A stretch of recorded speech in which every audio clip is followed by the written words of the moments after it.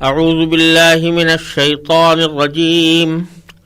بسم اللہ الرحمن الرحیم کتب علیکم اذا حضر احدکم الموت ان ترک خیرا الوصیۃ للوالدین والاقربین بالمعروف حقا علی المتقین فمن بدله بعدما سمعه فإنما اسمه على الذین یبدلونه ان اللہ سمیع علیم فمن خاف من موص جنفا او اثما فاصلح بینہم فلا اثم علیہ ان اللہ غفور رحیم۔ تم پر فرض کیا گیا ہے کہ اگر تم میں سے کوئی اپنے پیچھے مال چھوڑ کر جانے والا ہو تو جب اس کی موت کا وقت قریب آ جائے تو وہ اپنے والدین اور قریبی رشتہ داروں کے حق میں دستور کے مطابق وصیت کرے۔ یہ متقی لوگوں کے ذمے ایک لازمی حق ہے۔ پھر جو شخص اس وصیت کو سننے کے بعد اس میں کوئی تبدیلی کرے گا تو اس کا گناہ ان لوگوں پر ہوگا جو اس میں تبدیلی کریں گے۔ یقین رکھو کہ اللہ سب کچھ سنتا جانتا ہے۔ ہاں، اگر کسی شخص کو یہ اندیشہ ہو کہ کوئی وصیت کرنے والا بیجا طرفداری یا گناہ کا ارتکاب کر رہا ہے اور وہ متعلقہ آدمیوں کے درمیان صلح کرا دے تو اس پر کوئی گناہ نہیں۔ بے شک اللہ تعالی بہت بخشنے والا بڑا مہربان ہے۔ قصاص کا حکم بیان کرنے کے بعد اللہ تبارک و تعالی نے ان 3 آیتوں میں وصیت کا حکم بیان فرمایا ہے، اور جیسا کہ میں نے پہلے عرض کیا تھا کہ انسان کی زندگی میں 2 چیزیں خاص طور پر حرمت رکھتی ہیں، ایک اس کی جان اور دوسرا اس کا مال۔ تو جان کے بارے میں اللہ تبارک و تعالی نے پچھلی آیتوں میں قصاص کے احکام عطا فرمائے، اور مال کے سلسلے میں خاص طور پر وصیت کا ذکر فرمایا۔ یہ آیت اس دور میں نازل ہوئی تھی جب مرنے والے کے ترکے میں وارثوں کے حصے اللہ تبارک و تعالی نے ابھی متعین نہیں فرمائے تھے۔ چنانچہ ہوتا یہ تھا کہ سارا ترکہ مرنے والے کے لڑکوں کو مل جاتا تھا۔ اس آیت کریمہ نے یہ فرض قرار دیا کہ ہر انسان مرنے سے پہلے اپنے والدین اور دوسرے رشتہ داروں کے حق میں وصیت کر کے جائے، یعنی یہ بتائے کہ اس کے مال میں سے کتنا حصہ والدین کو اور کتنا کسی دوسرے رشتہ داروں کو دیا جائے گا۔ بعد میں سورہ نساء کی آیات نمبر 11 سے لے کر 14 تک نازل ہوئیں۔ ان آیتوں میں اللہ تبارک و تعالی نے تمام وارثوں کی تفصیل اور ان کے حصے خود مقرر فرما دیے۔ اس کے بعد جس وصیت کا اس آیت میں ذکر ہے وہ فرض تو نہیں رہی، البتہ اگر کسی شخص کے ذمے کوئی حق ہو، مثلا کسی کا قرض اس کے ذمے واجب ہے یا کسی کے کچھ پیسے دینے ہیں، تو اس کی وصیت کرنا اب بھی فرض ہے۔ اس کے علاوہ جو لوگ شرعی اعتبار سے وارث نہیں ہیں، یعنی جن کا ذکر اس فہرست میں نہیں آیا جو اللہ تبارک و تعالی نے سورہ نساء کی آیات میں نازل فرمائی ہے، تو ان کے لیے اپنے ترکے کے 1/3 کی حد تک وصیت کرنا اب بھی جائز بلکہ بعض حالات میں مستحب ہے، کیونکہ بعض رشتہ دار وہ ہیں کہ جو براہ راست تو وارث نہیں ہوتے لیکن ان کے ساتھ خصوصی تعلق ہوتا ہے یا وہ محتاج ہوتے ہیں، تو ان کے حق میں وصیت کرنا اب بھی مستحب ہے، لیکن یہ وصیت کل ترکے کے 1/3 کے اندر ہونی چاہیے، اور بہتر یہ ہے کہ 1/3 سے کچھ تھوڑا کم ہو۔ تو اس میں اللہ تبارک و تعالی نے پہلے یہ فرمایا کہ کتب علیکم، تمہارے اوپر فرض کیا گیا ہے۔ کیا فرض کیا گیا؟ کب فرض کیا گیا؟ اذا حضر احدکم الموت، جب تم میں سے کسی کی موت کا وقت قریب آ جائے۔ اور کیا فرض کیا گیا ہے؟ وہ یہ کہ الوصیہ، وصیت کرنا فرض کیا گیا ہے، لیکن ساتھ ہی فرمایا ان ترک خیرن، اگر اس نے کوئی مال چھوڑا ہو اور وہ چھوڑ کر جا رہا ہو تو وصیت کرنا اس کے ذمہ فرض ہے، والدین کے لیے، للوالدین والاقربین، اور اقربین یعنی قریبی رشتہ داروں کے لیے، بالمعروف دستور کے مطابق، یعنی جو عام طور سے دستور جاری رہا ہو کہ اپنے خاص رشتہ داروں کو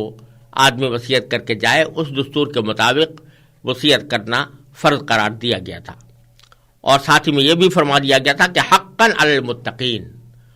یہ وصیت کرنا متقی لوگوں کے لیے ایک لازمی حق ہے۔ جیسا میں نے عرض کیا، یہ اس وقت کی بات ہے جب اللہ تعالیٰ نے خود رشتہ داروں کے حقوق متعین نہیں کیے تھے اور ان کے حصے نہیں بتائے تھے، تو اس وقت ان کے ذمے اس کو لازم قرار دیا گیا تھا۔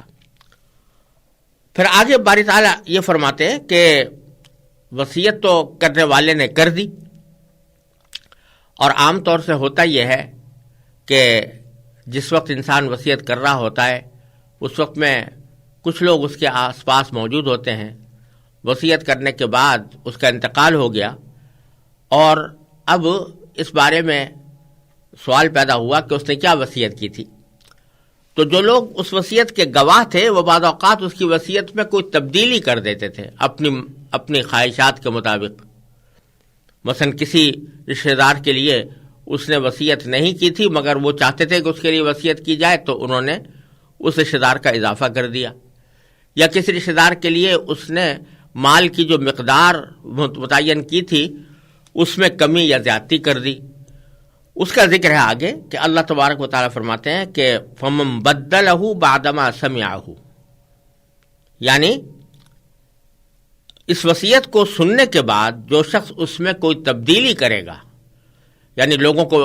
تبدیلی کر کے بتائے گا کہ مرنے والے نے تو وصیت یہ کی تھی حالانکہ اس کی وصیت کچھ اور تھی، تو اس کا گناہ ان لوگوں پر ہوگا جو اس میں تبدیلی کریں گے۔ فَإِنَّمَا اسْمُهُ عَلَى الَّذِينَ يُبَدِّلُونَهُ، یعنی بتلا دیا کہ ایسی تبدیلی کرنا وہ اللہ تبارک و تعالیٰ کے نزدیک بہت بڑا جرم اور بہت بڑا گناہ ہے۔ اللہ تبارک و تعالیٰ اس کو بہت زیادہ سزا کا مستحق قرار دیں گے جو مرنے والے کی وصیت میں تبدیلی کر کے اس کی منشا کے خلاف اس کے مال کو خرچ کرے۔ اور ساتھ میں یہ بھی فرما دیا کہ ان اللہ سمیع علیم، یاد رکھو کہ اللہ تعالیٰ سب کچھ سنتا جانتا ہے۔ لہذا یہ نہ سمجھنا کہ وصیت کرنے والے نے جب وصیت کی تھی تو ہمارے سوا کوئی اور موجود نہیں تھا، لہذا ہم جو کچھ کہیں گے اس بات کی تصدیق کر لی جائے گی، اور کوئی موجود ہو یا نہ ہو اللہ تبارک و تعالیٰ خوب اچھی طرح تمہاری بات سن بھی رہا تھا، اور اس کو علم بھی ہے کہ حقیقی وصیت کیا تھی اور تم نے اس میں کیا تبدیلی کی ہے۔ لہذا اس بات کو ہمیشہ یاد رکھنا۔ یہ اللہ تبارک و تعالیٰ کا خاص طریقہ ہے کہ جب کوئی حکم بیان فرماتے ہیں تو اس طرف متوجہ کرتے ہیں کہ اس حکم پر صحیح عمل اس وقت ہوگا جب کہ انسان اس بات کا اپنے دل میں دھیان رکھے کہ ہر وقت وہ اللہ تعالیٰ کی نظر میں ہے، جو کچھ وہ کر رہا ہے اسے بھی اللہ تعالیٰ دیکھ رہے ہیں، اور جو بات زبان سے نکال رہا ہے وہ بھی اللہ تعالیٰ سن رہے ہیں۔ جب انسان کو دل میں یہ احساس پیدا ہوتا ہے تو اسی کا نام تقویٰ ہے، اور پھر انسان چاہے جنگل کی تنہائی میں ہو یا رات کی تاریکی میں ہو، ہر حالت میں وہ صحیح رویہ اختیار کرتا ہے، کیونکہ اس کو معلوم ہے اور اس کو اس بات کا احساس ہے کہ اللہ تبارک و تعالیٰ میری ہر کام کو دیکھ بھی رہا ہے اور میری ہر بات کو سن بھی رہا ہے۔ اس وقت اس کے دل میں اللہ تعالیٰ کے دیے ہوئے حکم کے مطابق عمل کرنے کا جذبہ پیدا ہوتا ہے، اور پھر اس کے مطابق عمل کرتا ہے، اس کی خلاف ورزی نہیں کرتا۔ اب یہ جو فرمایا تھا کہ تبدیلی نہ کرو وصیت میں، تو اس میں البتہ اللہ تبارک و تعالیٰ نے خود ایک طریقہ بتا دیا کہ بعض اوقات وصیت میں تبدیلی کوئی آدمی بدنیتی سے نہیں بلکہ نیک نیتی سے کرتا ہے۔ وہ نیک نیتی یہ ہوتی ہے کہ وہ سمجھتا ہے کہ مثلا فلاں رشتہ دار واقعتاً اس بات کا مستحق تھا کہ اس کے لیے بھی کوئی وصیت کی جاتی، مگر مرنے والے نے اس کے لیے وصیت نہیں کی۔ یا مثلا کسی شخص کے دل میں خیال ہوتا ہے کہ جتنی مقدار مال کی اس نے کسی خاص رشتہ دار کے حق میں قرار دی ہے،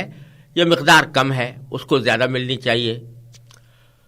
تو یہ خیال دل میں پیدا ہوتا ہے. اس کی وجہ سے بعض اوقات وہ سوچتا ہے کہ چلو جانے والا تو چلا گیا، لیکن میں اب اس وصیت کو اس طرح کر دوں کہ جو صحیح طریقے کے مطابق ہو جائے اور حقدار کو اس کا حق مل جائے. تو یہاں وہ جو وصیت میں تبدیلی کرنا چاہ رہا ہے وہ بدنیتی کی وجہ سے نہیں بلکہ نیک نیتی سے اور کسی شخص کی خیرخواہی کی وجہ سے ایسا کرتا ہے. تو اللہ تعالیٰ فرماتے ہیں کہ اگر تمہیں یہ خیرخواہی کرنی ہے تو وہ خیرخواہی وصیت کرنے والے کے مرنے کے بعد نہیں بلکہ جب وہ زندہ ہے اور جس وقت اس نے وصیت کی ہے تو اس کے مرنے سے پہلے ہی اس کو سمجھا دو، اس کو فہمائش کر دو، یہ بتا دو کہ آپ نے جو فلاں شخص کے لیے وصیت کی ہے اس میں یہ کمی رہ گئی ہے. تو ایسا کرنے میں کوئی حرج نہیں بلکہ یہ خیرخواہی کی بات ہے. تو فرمایا کہ فمن خاف من موص جنفا او اثما، ہاں اگر کسی شخص کو یہ اندیشہ ہو کہ کوئی وصیت کرنے والا بیجا طرفداری کا ارتکاب کر رہا ہے. جنفن کے معنی کسی طرف مائل ہو جانا، یعنی کسی کی بیجا طرفداری کرنا. تو وہ کوئی بیجا طرفداری کر رہا ہے. ایک شخص فی الواقعہ اتنی وصیت کا مستحق نہیں تھا لیکن اس نے اس کے حق میں وصیت کر دی ہے، یا گناہ کا ارتکاب کر رہا ہے، او اسمن، یا گناہ کا ارتکاب کر رہا ہے یعنی کسی ایسے شخص کے حق میں وصیت کر رہا ہے کہ جو در حقیقت اس کی وصیت کا مستحق نہیں تھا یا اس مقدار میں مستحق نہیں تھا جس مقدار میں اس کے لیے وصیت کی گئی ہے. تو اگر تمہیں اس بات کا اندیشہ ہو تو فرمایا کہ فَأَصْلَحَ بَيْنَهُمْ، پھر وہ متعلقہ آدمیوں کے درمیان صلح کرا دے، یعنی متعلقہ آدمیوں کے حق میں خیر خواہی کرتے ہوئے اس کو جو صحیح راستہ ہے وہ وصیت کرنے والے کو بتا دے، اور پھر وہ وصیت کرنے والا خود اپنی وصیت میں اس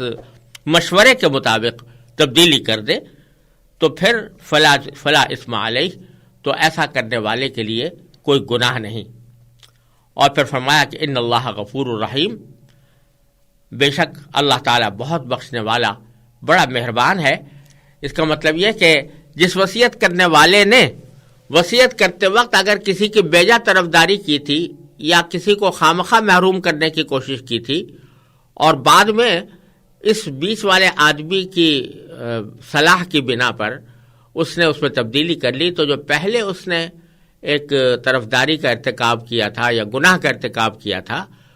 اس کو اللہ تعالیٰ معاف فرما دے گا، کیونکہ اللہ تعالیٰ غفور ہے یعنی بہت بخشنے والا ہے، اور رحیم ہے یعنی بڑا مہربان ہے.